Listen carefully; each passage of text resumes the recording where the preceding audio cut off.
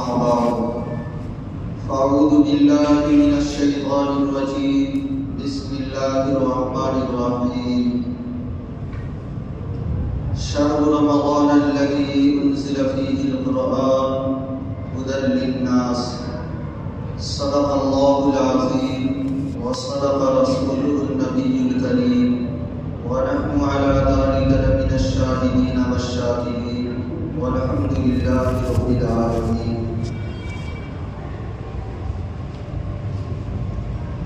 محترم بزرگوں اور دوستوں، دینی بھائیوں،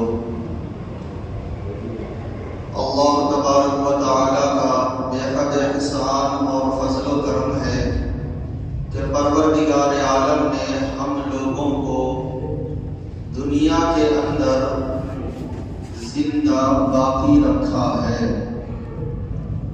ذرا ہم لوگ غور کریں تو یہ بات سمجھ میں آ جائے گی کہ ہمارے درمیان بہت سارے ایسے حضرات تھے، ہمارے دوست احباب رشتہ دار، جو پچھلے سال اس مہینے کے اندر موجود تھے اور اب وہ اس دنیا کے اندر نہیں رہے. یقیناً یہ اللہ پاک کا بڑا ہی انعام ہے ان لوگوں کے لیے جن کو پروردگار عالم نے دنیاوی زندگی سے نوازا ہے. چونکہ اللہ کو راضی کرنے والا عمل، نیک کام کرنا انسان کی زندگی سے جڑا ہوا ہے. جسم سے روح نکل جانے کے بعد پھر نیک عمل کا کوئی تعلق نہیں رہ جاتا. چنانچہ حدیث پاک کے اندر ایک بات لکھی ہوئی ہے کہ ایک صحابی کا انتقال 1 سال پہلے ہوا، دوسرے صحابی کا انتقال 1 سال بعد ہوا. ایک صحابی نے خواب میں دیکھا کہ جن کا انتقال 1 سال بعد ہوا ہے جنت میں وہ پہلے گئے، اور جن کا 1 سال پہلے انتقال ہوا وہ جنت میں بعد میں جا رہے ہیں. بڑا تعجب ہوا. آقا مدنی جناب محمد رسول اللہ صلی اللہ علیہ وسلم سے پوچھا کہ یا رسول اللہ صلی اللہ علیہ وسلم، جو پہلے اس دنیا سے گئے جنت میں وہ پہلے جاتے، جو بعد میں گئے وہ بعد میں جاتے. اللہ کے پیارے حبیب صلی اللہ علیہ وسلم نے فرمایا کہ یہ دنیا کا معاملہ ہے کہ جو پہلے آیا وہ آگے، جو بعد میں آ رہا ہے وہ پیچھے. مگر مرنے کے بعد اللہ کا نظام، اللہ کا قانون ایسا ہے کہ جو زیادہ نیک عمل لے کر کے آئے گا وہ پہلے جنت میں جائے گا، جو کم نیک عمل لے کر کے آئے گا وہ بعد میں جائے گا. اس کے بعد آقا صلی اللہ علیہ وسلم نے سمجھایا اور بتلایا، کہا یہ بتاؤ 1 سال بعد جن کا انتقال ہوا ہے وہ پہلے والے سے 1 سال کی نماز، 1 سال کا روزہ، 1 سال کا ذکر و تسبیح یا اور جو کچھ بھی اس نے نیک عمل کیا، پہلے والے سے 1 سال کی عبادت بعد والے کی بڑھی یا نہیں بڑھی؟ فرمایا یا رسول اللہ وہ تو ظاہر سی بات ہے بڑھ گئی. تو فرمایا کہ جس کا عمل زیادہ جنت میں پہلے وہ جا رہا ہے، جس کا عمل 1 سال کی عبادت کم وہ بعد میں جا رہا ہے. یہ انصاف ہے اور یہ حق ہے. اصل مقصد یہ ہے اس حدیث سے بتلانے کا کہ دنیا کی جو زندگی ہمیں مل رہی ہے یہ پروردگار عالم کی طرف سے بہت ہی بڑی نعمت ہے. اس کی قدر کرنی چاہیے. اس لیے کہ جب انسان کے جسم سے روح نکل جاتی ہے تو نیک عمل کا سلسلہ بھی وہیں تک ختم ہو جاتا ہے. مرنے کے بعد پھر نماز، قرآن، روزہ، زکات، حج وغیرہ وغیرہ کسی عمل کا کوئی تعلق نہیں. عمل بھی وہیں تک رک گیا. ادھر سانس رکی، ادھر عمل رک گیا. اب کچھ نہیں کر سکتا ہے. جب تک سانس چل رہی ہے جتنا ہو سکے انسان عبادت کر لے اور اللہ کو راضی اور خوش کر لے، اسی میں انسان کی کامیابی ہے. چند دنوں کے بعد آج رمضان شعبان کی 26 تاریخ ہو گئی، 3 یا 4 دنوں کے بعد جو مہینہ ہمارے اوپر سایہ فکر ہونے والا ہے، رمضان المبارک کا مہینہ، اس مہینے کو اگر آپ دیکھیں ظاہری اعتبار سے، دنیاوی اعتبار سے، تو بقیہ 11 مہینوں کی طرح سے یہ رمضان کا مہینہ بھی ہے۔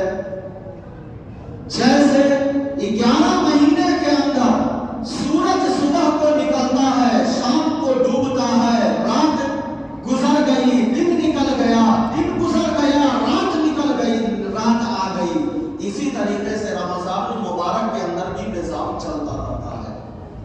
مگر یاد رکھ لیجئے، اللہ پاک نے قرآن کریم کے اندر فرمایا کہ سال کے 12 مہینے ہیں، اس 12 مہینے کے اعتبار سے تو سب کے سب برابر ہیں، چونکہ تمام معمولات ایک جیسے ہوتے ہیں، مگر ان میں سے رمضان المبارک کا مہینہ جو فضیلت والا ہے، برکت والا ہے، عظمت والا مہینہ ہے، پروردگار عالم نے اس مہینے کو اپنی طرف منسوب کیا اور فرمایا کہ رمضان المبارک کا مہینہ یہ اللہ کا مہینہ ہے، اس کی نسبت اللہ نے اپنی طرف کر لیا۔ یقیناً یقینی بات ہے کہ اب 11 مہینوں کے مقابلے میں رمضان المبارک کا کیا کہنا، اس کی فضیلت قرآن و حدیث کے اندر بے شمار بھری پڑی ہوئی ہے۔ بس یہ سمجھ لیجئے کہ رمضان المبارک کا ایک ایک لمحہ، ایک ایک سیکنڈ ایسا ہے کہ اگر آدمی کو اس میں عبادت کرنے کا موقع اگر مل جائے تو اس انسان کے لیے یہ بہت ہی بڑی خوش نصیبی کی بات ہے، بہت ہی خوش قسمتی کی بات ہے۔ آج ہماری حالت ایسی ہے، ہم لوگ سارے کے سارے تنہائی میں بیٹھ کر کے غور و فکر کریں اور سوچیں کہ اب تک کے ہماری زندگی میں جو بھی رمضان المبارک کا مہینہ گزرا ہے اور جتنے روزے ہم لوگ رکھ چکے ہیں، اس مہینے کی ہم نے کتنی قدر کی ہے۔ رمضان کے آنے سے پہلے آقا مدنی جناب محمد رسول اللہ صلی اللہ علیہ وسلم نے ایک موقع پر خطبہ ارشاد فرمایا اور صحابہ کرام کے سامنے میں یہ بات بتلائی، رمضان کی اہمیت کو بتلایا اور فرمایا کہ لوگوں، رمضان المبارک بڑی خیر و برکت کا مہینہ آ رہا ہے، اس مہینے کے اندر انسان اگر کسی ایک روزے دار کو افطار کرائے تو اللہ پاک اس کے روزے کا جتنا ثواب ہوگا اس کے برابر افطار کرانے والے کو اللہ پاک دیتا ہے، اور اس شخص کے روزے کا جو ثواب ہے اس میں کمی نہیں کرتا ہے، کمی نہیں کرتا۔ رمضان المبارک وہ مہینہ ہے جس کا رات و دن فضیلت کے اندر برابر ہے، ایک ایک منٹ، ایک ایک لمحہ، ایک ایک سیکنڈ اس کا بڑی اہمیت کا حامل ہے۔ اللہ سے دعا کیجئے کہ پروردگار عالم ہم تمام امت مسلمہ کو آنے والے رمضان المبارک کی صحیح صحیح قدر کرنے کی توفیق عطا فرمائے۔ یہ مہینہ بہت ہی برکت والا مہینہ ہے، یہ مہینہ صبر کا مہینہ ہے اور صبر کا بدلہ جنت ہے۔ مہینے کے اندر صبر کیسے کرنا ہے؟ آدمی روزہ رکھ رہا ہے، ظاہر سی بات ہے پورے 11 مہینے پورے دن ناشتہ، کھانا، چائے، پان وغیرہ کھاتے ہوئے آئے ہیں، رمضان المبارک کے اندر اگر روزہ رکھ رہا ہے، بھوک لگی ہوئی ہے، پیاس لگی ہوئی ہے، جس کی وجہ سے انسان پر، روزے دار پر بھاری پڑتا ہے، اور یہ بھاری ہونا اس پر انسان جب صبر کرتا ہے اللہ پاک اس کے بدلے میں جنت عطا فرماتا ہے۔ رات بھر کھاتے رہنا ہے، دن بھر روزہ رکھنا، اور رمضان المبارک کے روزے ہر ایک پر فرض ہے، مسلمان عاقل بالغ مرد عورت پر یہ فرض ہے۔ پروردگار عالم نے فرمایا یا ایھا الذین آمنوا کتب علیکم الصیام کما کتب علی الذین من قبلکم لعلکم تتقون، ایمان والو تم پر روزہ رمضان کے فرض کیے گئے ہیں ایسے ہی جیسے کہ تم سے پہلے فرض کیے گئے تھے، پچھلی امتوں پر بھی رمضان المبارک کے روزے فرض کیے گئے تھے، اس امت پر بھی فرض کیے گئے، اور اس کے اندر حکمت اللہ پاک نے بتلائی لعلکم تتقون، یہ روزہ رکھنے کا جو پروردگار عالم نے حکم دیا اللہ کا اس میں کوئی فائدہ نہیں ہے۔ پروردگار عالم کو کیا ضرورت ہے انسانوں کی عبادت کی؟ صرف اگر عبادت ہی کروانا ہوتا تو فرشتوں کی غذا عبادت، فرشتوں کا سونا عبادت، فرشتوں کا جاگنا عبادت، فرشتوں کا کھانا پینا سب کچھ عبادت، اللہ کی عبادت کے لیے فرشتے 24 گھنٹہ حاضر ہیں، انسان کی عبادت کی کوئی ضرورت نہیں ہے۔ اللہ نے جو انسانوں کو اپنی عبادت کا جو حکم دیا ہے تاکہ اس میں انسان کا ہی اپنا فائدہ ہے، اللہ نے فرمایا لعلکم تتقون، یہ جو روزہ رکھنے کا حکم جو دیا ہے پروردگار عالم نے، اللہ نے فرمایا کہ میرے بندو اس لیے تاکہ تم کو متقی بنا دوں، تم کو تقوی والا بنا دوں۔ اب تقوی کہتے کس کو ہے یا اچھی طرح سے سمجھ لیجیے، انسان کے دل میں گناہ کے تعلق سے جو بھی دل میں خیال آیا، نفس کہتا ہے کہ نماز چھوڑو، نفس کہتا ہے روزہ چھوڑو، نفس کہتا ہے ارے محنت سے کمایا ہوا مال تم زکات اور فطرے میں دے رہے ہو، اتنی محنت سے کمایا ہوا زکات فطرہ مت دو، روک دو، یہ نفس کہتا ہے۔ اسی طریقے سے گناہ کے جتنے کام ہیں نفس کہتا ہے اس کو کرو، مگر انسان اس کو نہیں کرتا۔ نماز چھوڑنے کا حکم دے رہا ہے، نہیں نماز پڑھ رہا ہے، روزہ چھوڑنے کا حکم نفس دیتا ہے پھر بھی روزہ نہیں چھوڑتا ہے، زکات روک لینے کا حکم دیتا ہے، زکات کو نہیں روکتا، پابندی سے ادا کرتا ہے، حج کی ادائیگی میں رکاوٹ بن رہا ہے، حج کو نہیں چھوڑتا، حج کر لیتا ہے۔ اسی طریقے سے گناہ کے جتنے کام ہیں نفس کہتا ہے کرو، انسان نہیں کرتا ہے، کیوں؟ اس لیے کہ اللہ نے روکا ہے۔ اللہ کا خوف اور ڈر دل میں رکھ کر کے گناہوں کو چھوڑ دینا یہی تقویٰ کہلاتا ہے۔ اللہ نے فرمایا کہ میرے بندو یہ 1 مہینے کا روزہ تم پابندی کے ساتھ رکھ لو، اور اس روزہ رکھنے میں رمضان المبارک کے اندر تم دن کے اندر کھانا پینا مجامعت کو چھوڑ دو، اپنی آنکھوں کو بچا لو، کان کو بچا لو، زبان کی حفاظت کر لو، ہاتھ اور پاؤں کی حفاظت کر لو، دل اور دماغ کی حفاظت کر لو، تو میں تم کو متقی بنا دوں گا۔ اور اللہ پاک کو متقی ہی پسند ہے، اللہ اس متقیوں کو اپنا بنا لیتا ہے۔ قرآن کریم کے اندر جو اللہ نے فرمایا کتب علیکم الصیام، مفسرین نے لکھا قرآن اور حدیث کے اندر جہاں جہاں روزہ رکھنے کا حکم دیا ہے صوم کا لفظ استعمال کیا، صوم کے معنی روزہ، لیکن اس آیت کے اندر صیام لکھا، اللہ نے تذکرہ کیا، مفسرین نے لکھا ہے کہ صیام کا لفظ یہاں اس لیے استعمال ہوا ہے اس آیت کے اندر کہ صرف کھانا پینا اور صحبت کے چھوڑنے کا نام روزہ نہیں ہے، بلکہ اللہ پاک کا یہ منشا ہے، اللہ یہ حکم دے رہا ہے کہ روزہ تمہارا سر سے لے کر کے پاؤں تک کا ہونا چاہیے۔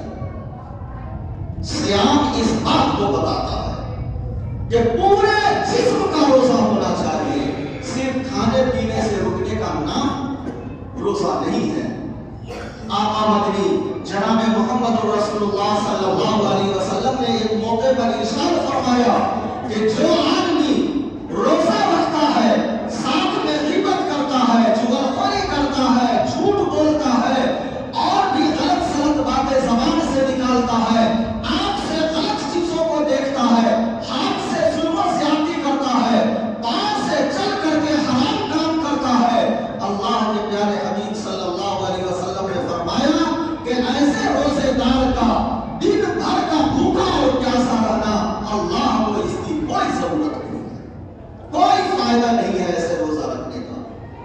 اللہ کے نبی صلی اللہ علیہ وسلم نے فرمایا کہ تقویٰ اسی وقت مل سکتا ہے انسان کو جب رمضان المبارک کے اندر روزہ رکھتے ہوئے انسان گناہوں سے رک جائے، آنکھ سے غلط چیز نہ دیکھے، کان سے غلط بات نہ سنے، زبان سے غلط بولی نہ نکل جائے، ہاتھ اور پاؤں سے کوئی غلط کام نہ ہو جائے، ان تمام چیزوں کو گناہوں سے بچا لینا یہ اصل روزہ کہلاتا ہے۔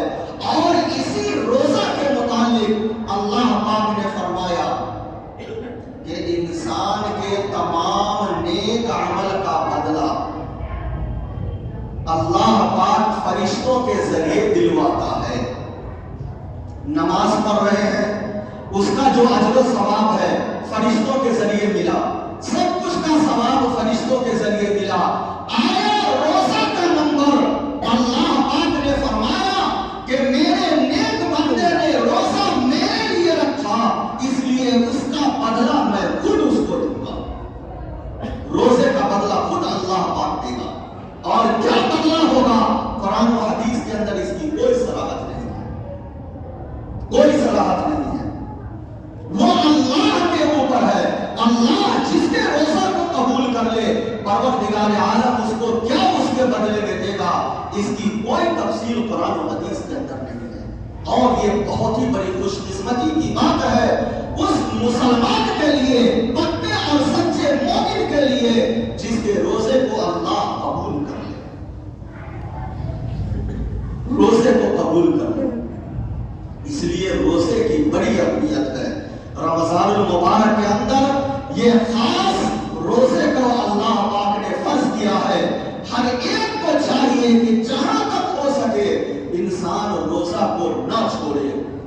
معمولی بہانے بنا کر کے لوگ کام کاج کا بہانہ، بیماری کا بہانہ، نہ جانے کیسے کیسے بہانے سے روزہ چھوڑ دیتے ہیں۔ اچھا خاصا صحت مند انسان ہے اور روزہ چھوڑ رہا ہے۔ روزہ چھوڑنے کی چیز نہیں ہے، روزہ رکھنے کی چیز ہے۔ رمضان المبارک کے مہینے کے اندر اللہ پاک تمام نیک عمل کا اجر و ثواب بڑھا دیتا ہے۔ نوافل کی کثرت ہونی چاہیے۔ اللہ کے پیارے حبیب جناب محمد رسول اللہ صلی اللہ علیہ وسلم نے فرمایا کہ رمضان کے علاوہ بقیہ 11 مہینے کے اندر اگر نفل نماز پڑھتا ہے تو اس کا ایک ثواب، اور وہی نفل رمضان المبارک کے اندر پڑھتا ہے تو اس نفل کا ثواب فرض کے برابر دیا جاتا ہے۔ اور فرض نماز غیر رمضان میں آدمی پڑھتا ہے تو جتنا ثواب ملتا ہے وہی فرض نماز اگر رمضان کے اندر پڑھتا ہے تو 70 گنا بڑھا کر کے ثواب ملتا ہے، یعنی ایک فرض نماز کا ثواب 70 فرضوں کے برابر ملتا ہے۔ یہ رمضان کا مہینہ نیکی کا سیزن ہے، نیکی کمانے کا سیزن ہے۔ علماء نے لکھا ہے کہ آدمی پورے 11 مہینے آدمی کام کاج کرتا رہا، اگر اس سے دل اور پیٹ نہیں بھرا تو ایک مہینے میں کما کر کیا کر لے گا؟ ضروری کام کرے، ابھی سے اپنا ایک نظام بنا لے، ایک ترتیب بنا لے۔ یہ 11 مہینے جو کام کاج میں آدمی لگا ہوا ہے اس کی ایک ایسی ترتیب بنا لے کہ پورے رمضان کے اندر جو ضروری کام ہو اور جتنا ضروری وقت لگانا ہو اتنے ہی لگاوے، بقیہ ٹائم کو فری کر کے اللہ کی عبادت میں لگا لے، یہ بہتر ہے۔ اور اگر جو غیر ضروری کام ہو، ایسا ہے کہ رمضان سے پہلے اس کو کر کے اگر روک دیا، عید کے بعد بھی اگر وہ کام ہوگا تو کوئی نقصان نہیں ہوگا، تو آدمی اس کام کو روک دے اور اس میں جو وقت لگا رہا تھا اب تک رمضان کے اندر اس میں عبادت میں لگا دے، تب جا کر کے انسان کی کامیابی ہے۔ اور رمضان کے اندر جہاں تک ممکن ہو سکے پورے مہینے کے اندر آدمی نماز کی پابندی، نوافل کی پابندی، قرآن کریم کی تلاوت خصوصیت کے ساتھ اس مہینے میں کرے۔ نے قرآن کریم کو اسی مہینے کے اندر نازل فرمایا. شہر رمضان الذی انزل فیہ القرآن. اللہ پاک نے اس مہینے کے اندر قرآن کریم کو نازل فرمایا. اس مہینے کو قرآن سے ایک خاص تعلق ہے. چنانچہ آقا مدنی جناب محمد رسول اللہ صلی اللہ علیہ وسلم کے ساتھ سیدنا حضرت جبریل علیہ السلام پورے رمضان تشریف لاتے. آقا صلی اللہ علیہ وسلم کے ساتھ قرآن کریم کا دور کیا کرتے تھے. قرآن کے دور کا مطلب یہ ہے کہ حضرت جبریل علیہ السلام آقا صلی اللہ علیہ وسلم کو قرآن پڑھ کر سناتے اور آقا صلی اللہ علیہ وسلم قرآن پڑھ کر کے حضرت جبریل علیہ السلام کو سنایا کرتے تھے. اس مہینے کو قرآن سے خاص تعلق ہے, خاص لگاؤ ہے. اس لیے قرآن کی تلاوت بھی جتنا زیادہ سے زیادہ ہو سکے کرتے رہنا چاہیے. ہمارے اکابر علماء کا یہ معمول رہا ہے کہ قرآن کریم کی تلاوت رمضان المبارک کے اندر ہمیشہ کیا کرتے تھے. سارے معمولات کو بس پشت ڈال کر کے راتوں دن قرآن کی تلاوت میں لگ جایا کرتے تھے. چنانچہ کتاب کے اندر سوال حیات میں یہ بات لکھی ہے کہ سیدنا شیخ عبد القادر جیلانی رحمۃ اللہ علیہ پورے رمضان المبارک کے اندر 60 قرآن کریم ختم کیا کرتے تھے. یعنی ایک دن میں 2 ختم پڑھا کرتے تھے. امام شافعی رحمۃ اللہ علیہ پورے رمضان المبارک کے اندر 60 قرآن کریم ختم کیا کرتے تھے. حضرت امام اعظم ابو حنیفہ رحمۃ اللہ علیہ جن کے مسلک پر ہم سب کا عمل ہے پورے رمضان المبارک کے اندر 61 قرآن کریم مکمل کیا کرتے تھے. یہ کوئی بھاری نہیں ہے. ہم لوگ چونکہ سنتے ہیں اور پہلے ہی اپنا دماغ لگا لیتے ہیں کہ اتنا لمبا کیسے ہوگا, بس یہی پر آ کر آدمی فیل کر جاتا ہے. نہیں, کوشش کریں, آپ کر کے دیکھیے, دل سے اللہ کے لیے اللہ کا حکم سمجھ کر کے آپ قرآن کریم کی تلاوت کرنا شروع کیجئے.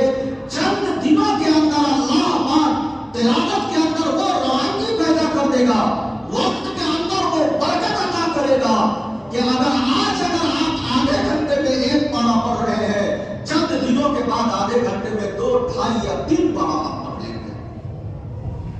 کر کے تو دیکھیے, پڑھ کر کے تو دیکھیے. ہمارے اکابر علماء کا یہ معمول رہا ہے زندگی کا. تو قرآن کریم کو اس مہینے سے رمضان سے خاص تعلق ہے, لگاؤ ہے. جتنا زیادہ سے زیادہ ہو سکے اس مہینے کے اندر قرآن کی تلاوت بھی کرے. اس کے ساتھ میں حدیث کے اندر ہے کہ توبہ استغفار کرے اپنے گناہوں سے. چونکہ رمضان المبارک کے اندر 24 گھنٹہ پروردگار عالم کی طرف سے یہ اعلان ہوتا رہتا ہے کہ اے خیر کے چاہنے والے, بھلائی چاہنے والے, آگے بڑھو اور آگے بڑھو, اور اے گناہ کرنے والے رک جاؤ, ابھی بھی رک جاؤ, وقت ہے رک جاؤ. اور جو مانگتا ہے اللہ پاک رمضان کے اندر جو قبول کرتا ہے, انسان کو وہ چیز عطا کرتا ہے 24 گھنٹہ. اس لیے توبہ استغفار کا اہتمام اور خصوصیت کے ساتھ دعاؤں کا اہتمام کرے. حدیث کے اندر ہے آقا صلی اللہ علیہ وسلم نے فرمایا الدعاء مخ العبادت, یہ دعا تمام عبادتوں کا مغز ہے اور دعا یہ مستقل ایک عبادت ہے. اللہ کے سامنے ہاتھ اٹھا کر کے رات میں ہو, دن میں ہو, صبح میں ہو, شام میں ہو, جو وقت ملے اللہ کے سامنے ہاتھ اٹھا کر کے رو کر کے گڑگڑا کر کے آدمی مانگے, پروردگار عالم عطا فرماتا ہے. اللہ پاک تو دینے کے لیے ہے, لینے والا کوئی نہیں ہے. آپ مانگ کر تو دیکھیے, اللہ سے گڑگڑا کر کے تو دیکھیے, اللہ کے سامنے آنسو گرا کر کے تو دیکھیے, پروردگار عالم آپ کو عطا کرے گا. ہم لوگ اولا مانگتے نہیں ہیں اور مانگتے بھی ہیں تو اس انداز سے مانگتے ہیں کہ مانگنے کا طریقہ بھی ہمیں معلوم نہیں, اس لیے ہمیں نہیں مل پاتا. دعا کے لیے ایک خاص ضروری بات یہ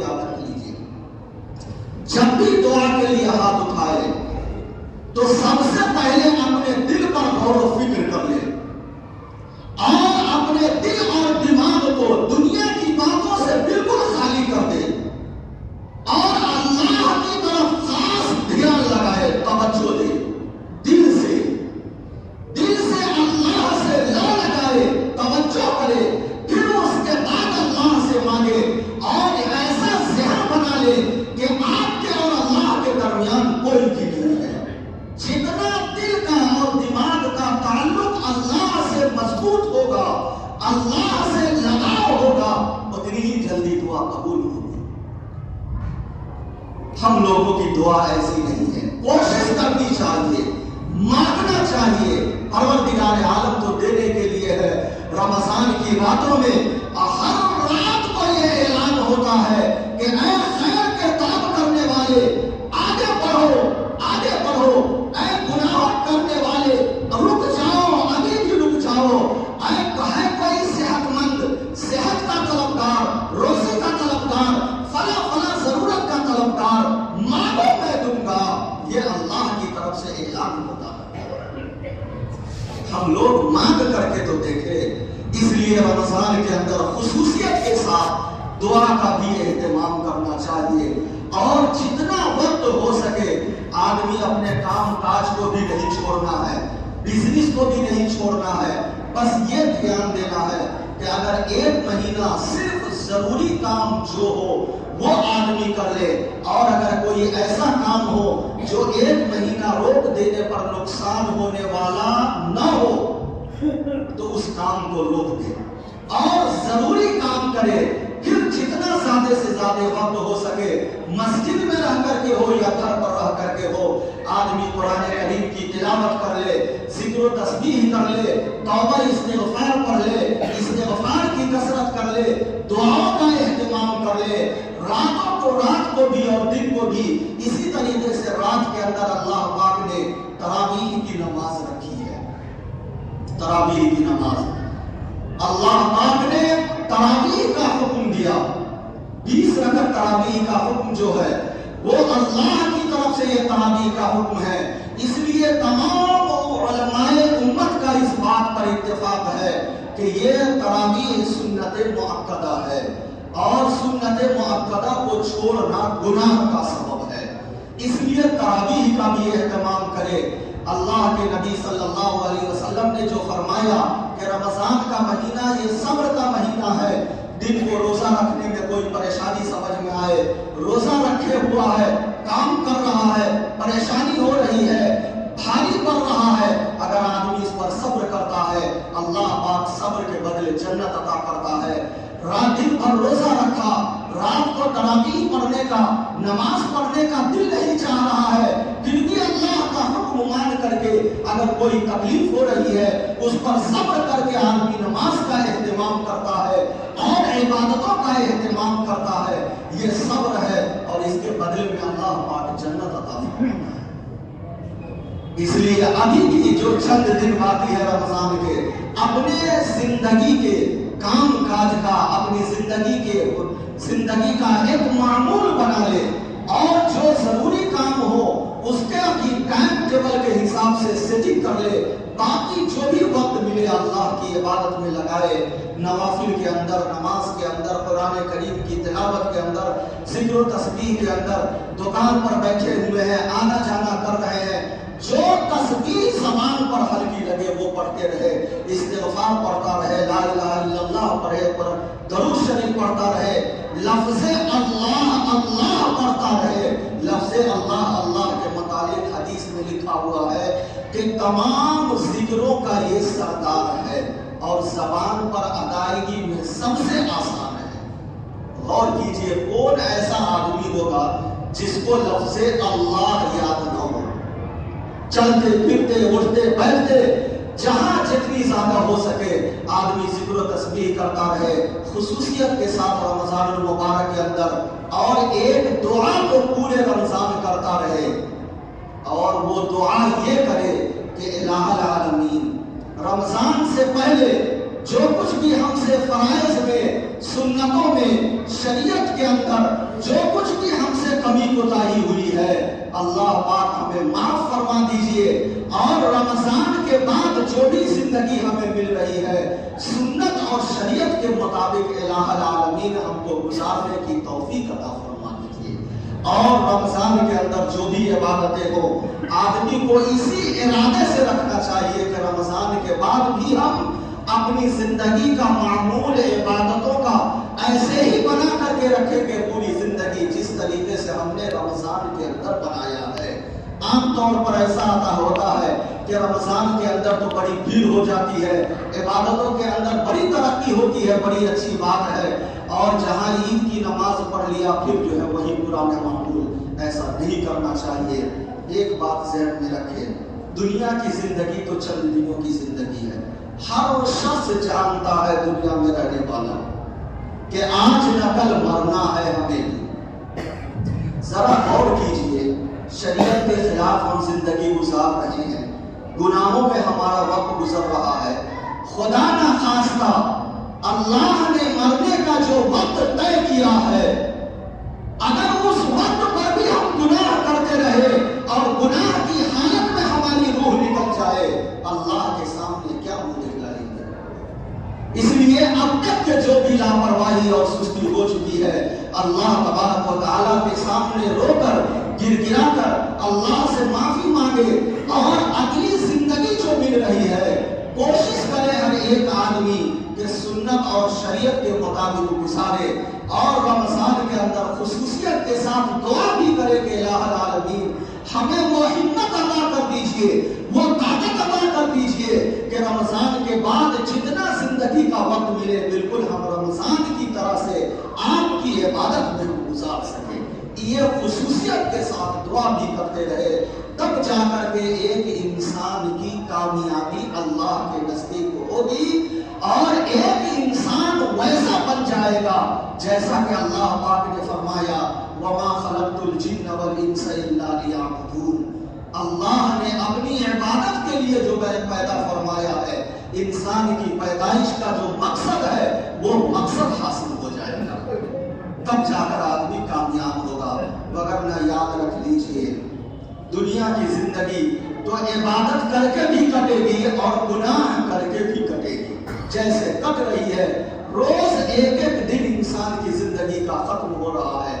اللہ نے جو عمر دیا ہے اس میں سے ایک ایک دن نکل رہا ہے، کب ہو رہا ہے؟